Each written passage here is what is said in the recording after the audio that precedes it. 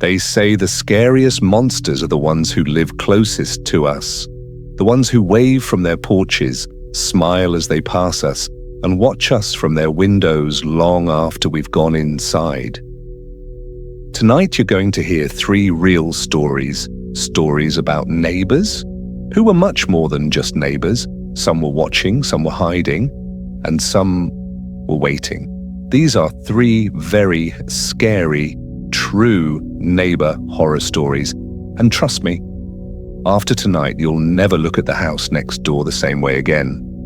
Story 1. The man in the window next door.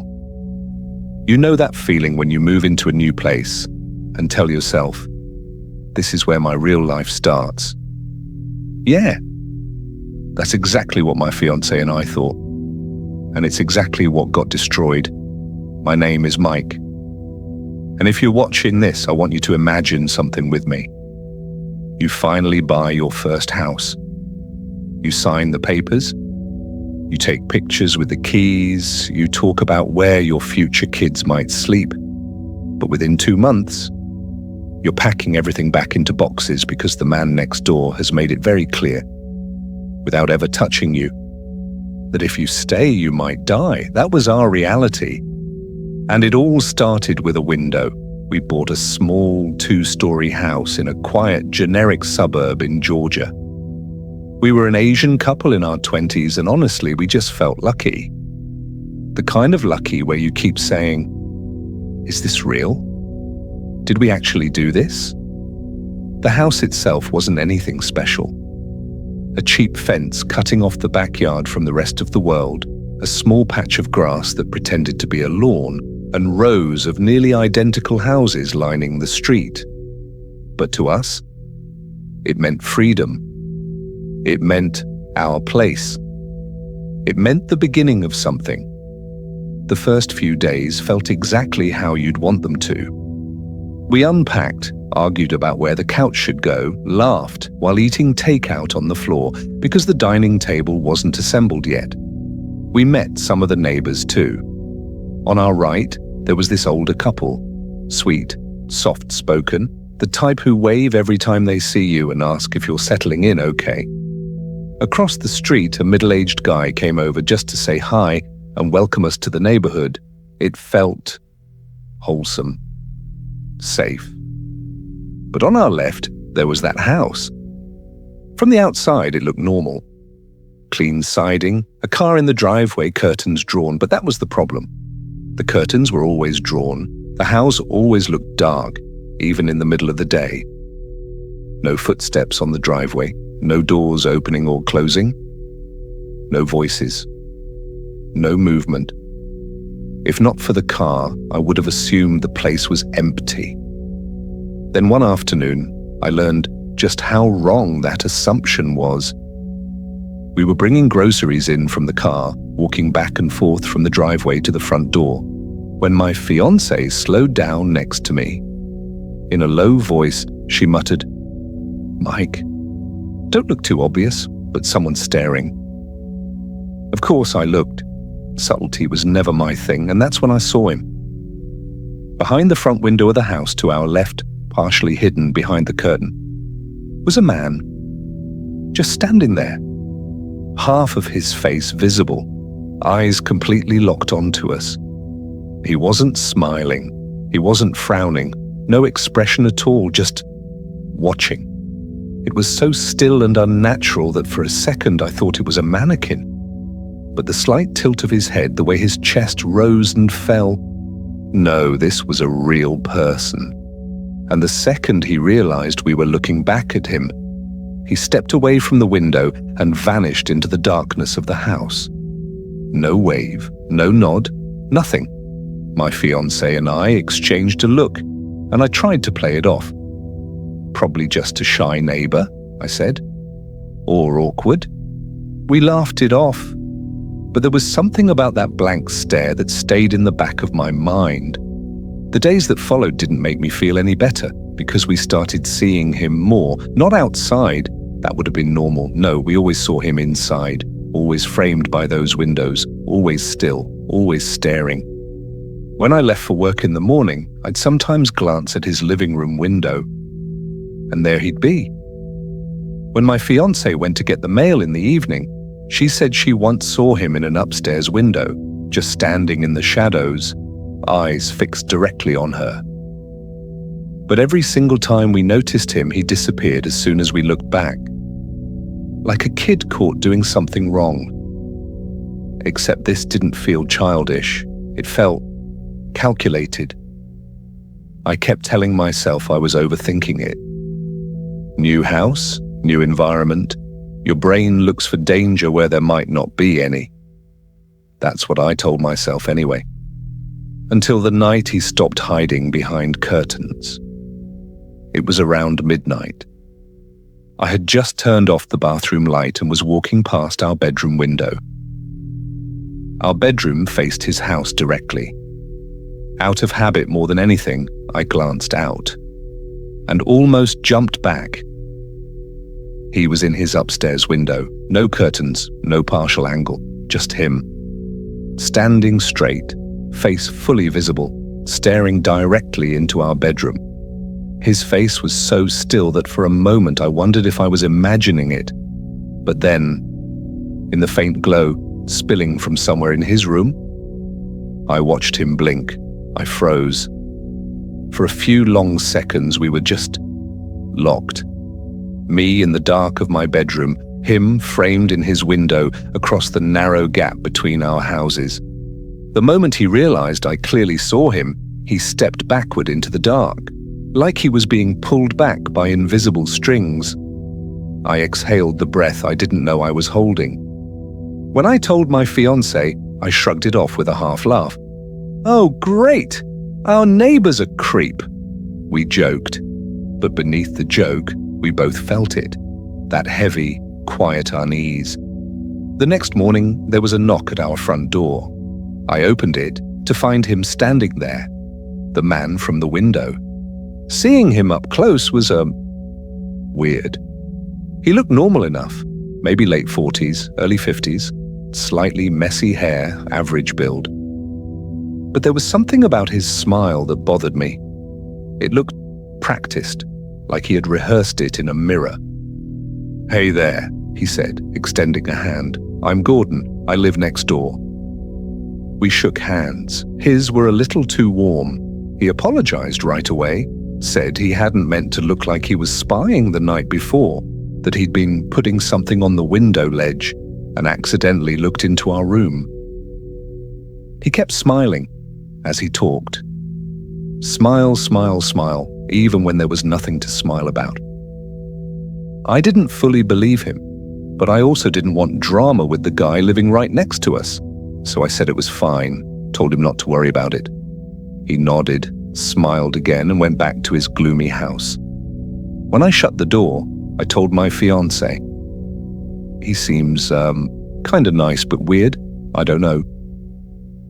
We agreed to just let it go. We'd only just moved in. We didn't want to start problems with anybody. We thought that would be the end of it. Instead, it was just the beginning.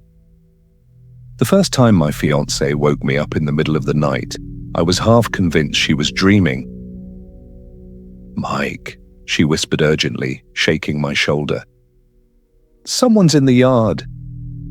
I forced my eyes open, dragged myself out of bed, and went to the upstairs window overlooking the backyard. At first, I didn't see anything. Then as my eyes adjusted, I spotted movement near the back fence.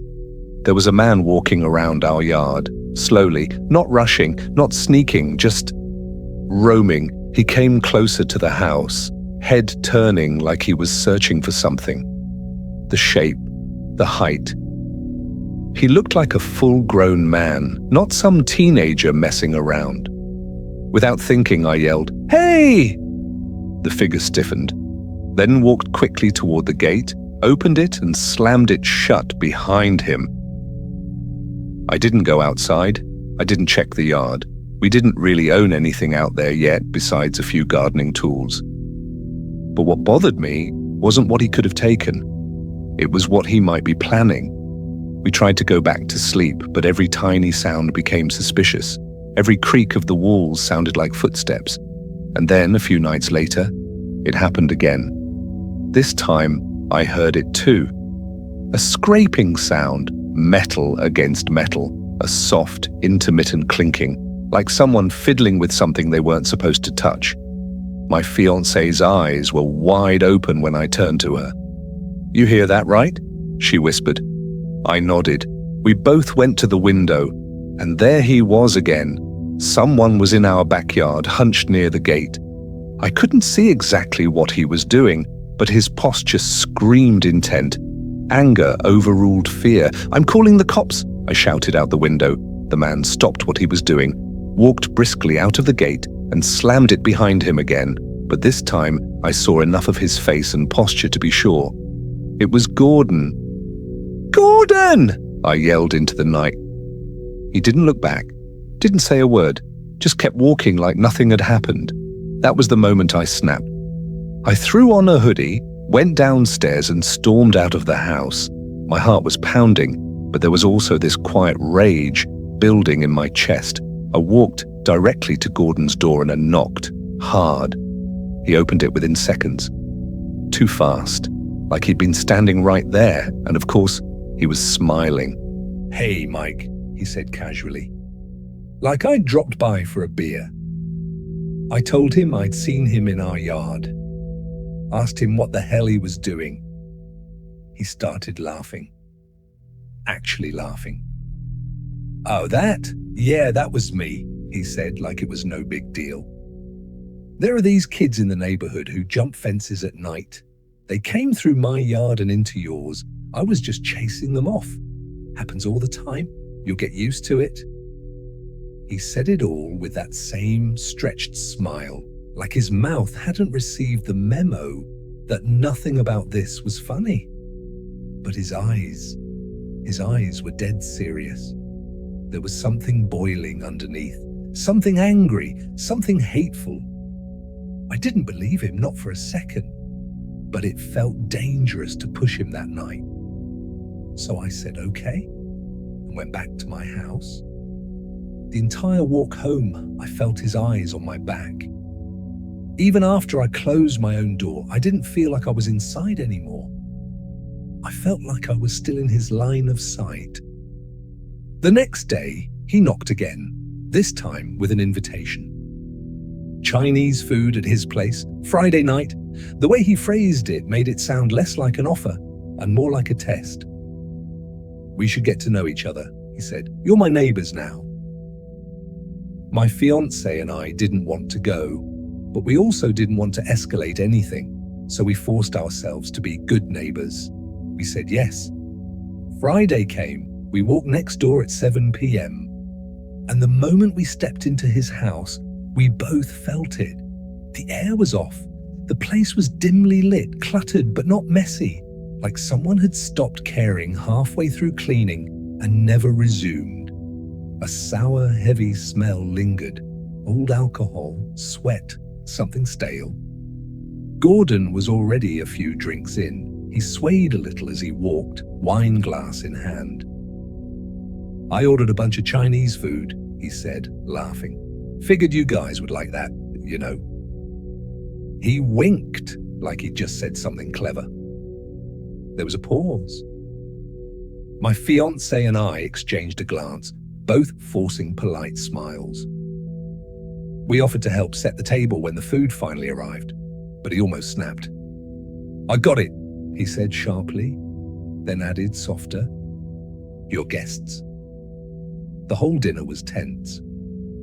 At first, his comments were just odd, weird remarks here and there about people moving in lately and how this town used to be different.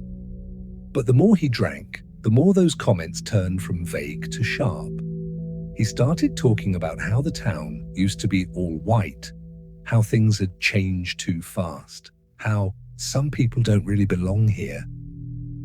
He never said the word Asian. He didn't need to. It was written between the lines in every sideways glance, in every bitter laugh. At one point, the mask basically came off. He leaned back, stared at us with glassy eyes, and said, "You know it was me in your yard, right? I don't like people sneaking around near my property." If someone's going to be creeping around the houses here, it'll be me." He laughed. We didn't. Then his laughter twisted into anger. He raised his voice, said this neighborhood wasn't for people like us, said we should have picked somewhere else to live. My heartbeat was pounding in my ears. I could feel my fiance's hand clutching my knee under the table. We didn't respond, we didn't argue, we didn't try to reason with him. There was nothing to reason with, we just stood up and left. Didn't slam the door, didn't run. But the second we were outside, we walked as fast as we could back to our house. Once inside, we locked every door and window we could, then stared at each other in shock. We were supposed to be building a life here. Instead, we were surrounded by someone who openly hated us, and he lived less than 20 feet away. The next day, we went door to door. We told the other neighbors what had happened, told them about the yard, the staring, the comments at dinner. Some of them were genuinely shocked. Others just sighed, like hearing Gordon's name was enough explanation. We learned his wife had left him years ago. We learned he drank a lot. We learned he was a bit of a problem sometimes. But no one had experienced what we were experiencing, or if they had, they'd never talked about it. We tried to avoid him after that, didn't look in his direction, didn't linger outside, didn't leave blinds open longer than we had to. But avoidance only works if the other person respects boundaries. And Gordon didn't. One night, it escalated. We were asleep when a deafening crash exploded from downstairs. We bolted out of bed, heart racing. I ran down the stairs, feet crunching on something sharp. Shards of glass were everywhere. Someone had thrown a brick through our downstairs window. It lay on the floor among the broken glass, solid, ugly, and silent. No note, no message, just that single violent act. We knew who it was. We didn't know, but not in a way that would hold up in court, but in the way your gut just understands something. It was Gordon. Of course it was. We called the police. They came, took pictures, wrote a report. They went to speak to Gordon. From our upstairs window, we could see part of his doorway. Saw the officers standing there, saw him in the frame. Even from a distance, I could tell he was smiling. He denied everything, said he was asleep, acted confused, acted concerned. The cops came back and basically told us we can't prove it was him. We'll document this, but there's not much else we can do right now. So we were left with a smashed window, glass on the floor, a brick in our living room, and a neighbor who hated us, who had now shown he was willing to cross the line from passive hatred to active intimidation. We talked about installing cameras. We talked about standing our ground. We talked about not being pushed out of our own home. But every night felt heavier. Every sound carried menace. We slept less and jumped more. At some point, you have to accept reality. We weren't living in a home. We were living in a threat. Less than 2 months after moving in, we decided to leave. We filed another report before we left, explaining everything. The staring, the yard, the dinner, the brick. The police said they'd keep an eye on things. But how do you watch someone's thoughts? How do you monitor hate? We didn't feel protected. We didn't feel safe. So we packed up and left the house we thought would be the beginning of our story. Instead, it became a chapter we're just trying to close. Sometimes, when I think back, I genuinely believe that if we'd stayed, one day you would have seen us on the news. Young couple found dead in their home, neighbor arrested. And sometimes I wish I could post his full name and address here. Sometimes I think about warning the next people who move in, but I can't. So the only thing I can do is tell this story. If you're watching this right now, do me a favor. Look at your neighbor's house the next time you stand at the window. Really look. Do they wave? Do they hide? Do they watch too long? And tell me in the comments, would you have stayed? and fought or moved out like we did? If you're listening to this at night with the blinds open, you're braver than I am. Hit subscribe if you want more real stories like this, because the next ones only get worse. Story 2. The Basement Voice. Sometimes the danger next door isn't the kind that peers through windows. Sometimes it whispers from behind walls, waits beneath floorboards, and hides behind the person you think is just a friendly neighbor. But monsters don't always come from outside. Sometimes they live right beside you. My name is Noah, and I still don't fully understand how close my wife and I came to living beside a murderer, or how easily our story could have ended the way his wife's did. This happened in late 2021, when my fiancée Gabby and I moved into a quiet suburban neighborhood. It was the kind of place where people waved from their lawns, where dogs barked in familiar tones, where kids rode bikes until sunset. The kind of place where violence felt impossible. And like every good horror story, that illusion didn't last long. Our neighbors to the right were Daniel and Veronica. At first glance, they were warm and welcoming, the type of couple you hope to find living next door. They even brought us a red velvet cake the day we moved in. The kind of gesture that makes you believe people are inherently good.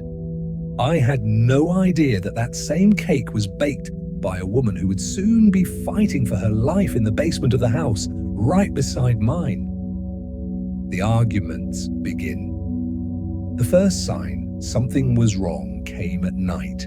Gabby and I were getting ready for bed when we heard shouting from next door. Not irritated shouting, full volume, throat-burning screaming. Veronica stormed out, slammed her car door, and drove away. Daniel stayed inside. We brushed it off. Every couple fights, nothing unusual. But the fights didn't stop.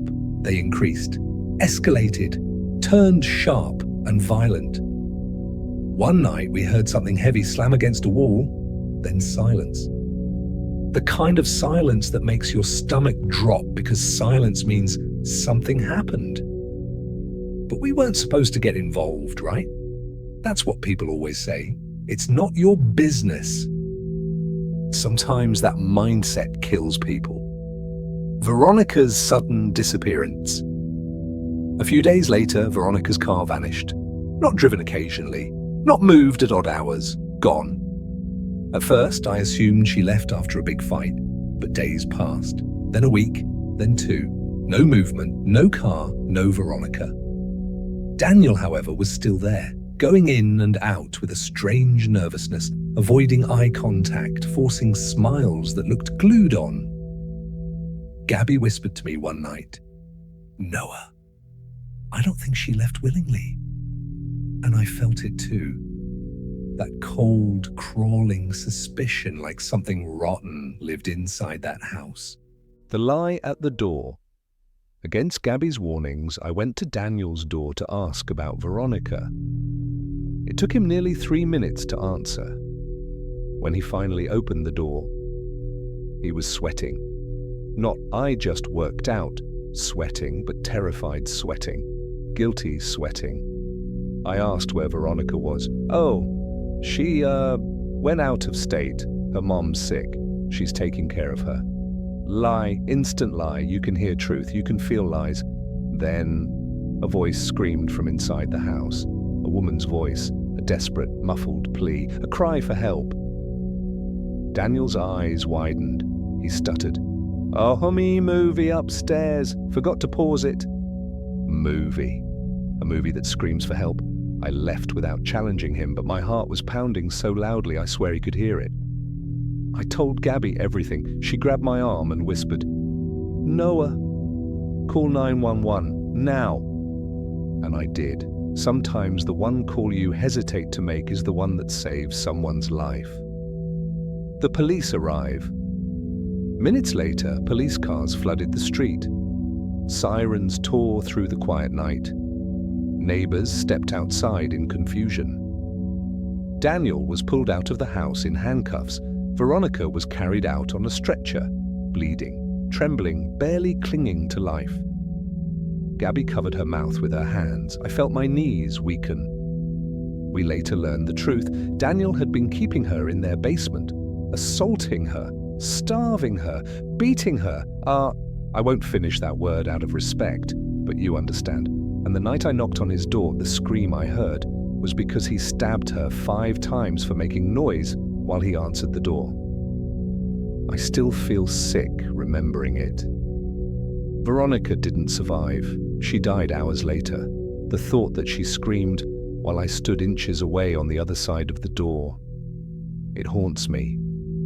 Because if I had hesitated, if I had walked away, she would have died without anyone ever knowing. The dream. When Daniel was being dragged into the police car, he looked directly at me and said, "I know it was you. You're going to regret this." The officers tightened their grip, but his stare burned into me like acid. A couple nights later, I woke up to a nightmare so vivid I wasn't sure I was dreaming. Daniel was standing at the foot of my bed, just a silhouette at first, until my eyes adjusted. Then he stepped forward. "I told you," he whispered, raising a knife. "You'd regret this." He lunged. I woke up screaming.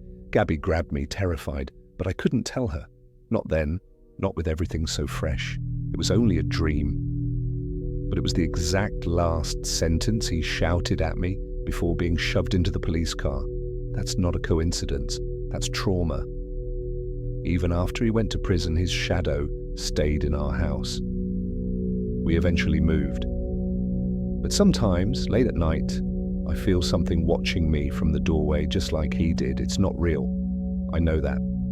But trauma doesn't care about truth. It cares about Mima. Story 3. The voice behind the wall. You never really think about how thin the walls in your home are until something on the other side speaks directly to you. My name is Devon, and 2 years ago, I lived in a small duplex in Queens, New York. Old building, thin walls, creaky floors, the kind of place you rent because it's cheap and temporary. I never met the man who lived on the other side of my wall. Never saw him once. But I heard him. And eventually, I heard him from places he shouldn't have been able to reach. The first few nights were normal. Random footsteps, faint movement, New York sounds, nothing alarming until the voice began. It was a man's voice, but pitched strangely high like someone imitating a child, mumbling, pacing. A bizarre, broken type of speech I couldn't understand. I thought maybe he was on the phone, but the more I listened, the more it sounded like he was talking to himself. Then came the knocking. 2 taps, right next to where my head rested on the wall, so close the vibration went through the pillow and into my skull. I froze, waited. 2 more taps, perfectly identical. Taps that weren't accidental. Taps meant for me. It became routine. Every night, knocking that grew louder, more impatient, more deliberate. I refused to knock back. Acknowledgement felt like feeding something I didn't understand.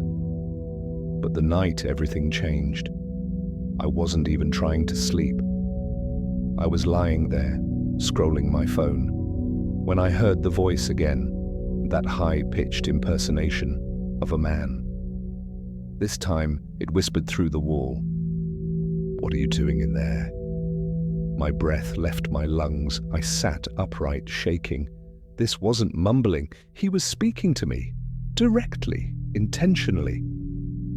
I called my boyfriend and whispered everything. He rushed over and stayed the night. And strangely, the wall stayed silent, as if the neighbor somehow knew I wasn't alone. But silence is not comfort. Silence is the inhale before something worse. A few days later, I woke up to the sound of rapid tapping, like fingers drumming only inches from my head. I screamed, "Stop! Leave me alone!" My heart hammered, adrenaline shaking my limbs, and then I heard it. A voice.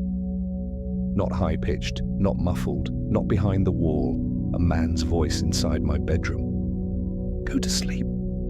Deep, close, right behind me in the dark. I didn't think. I didn't breathe. I launched myself out of bed, sprinting down the stairs, barefoot, screaming, out the front door and into the street.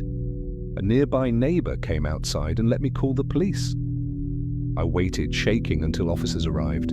They searched my duplex, every room, every closet, every crawl space. No forced entry, nothing disturbed, and, supposedly, no sign of anyone in my room. But I know what I heard. When a voice is close enough that you can feel its breath in your bones, you don't forget that.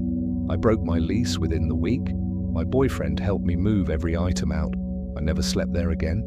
The landlord later told me the tenant next door also moved out silently, leaving behind unpaid fees and an empty room. The odd part? When they entered his unit, there was no bed, no furniture, just a chair placed perfectly against the wall we shared, like someone sat there night after night, waiting and listening for me. To this day, I don't know if someone really entered my bedroom or if the voice somehow came through vents or cracks, but one thing is certain: some neighbors are never meant to be seen, and some should never be heard.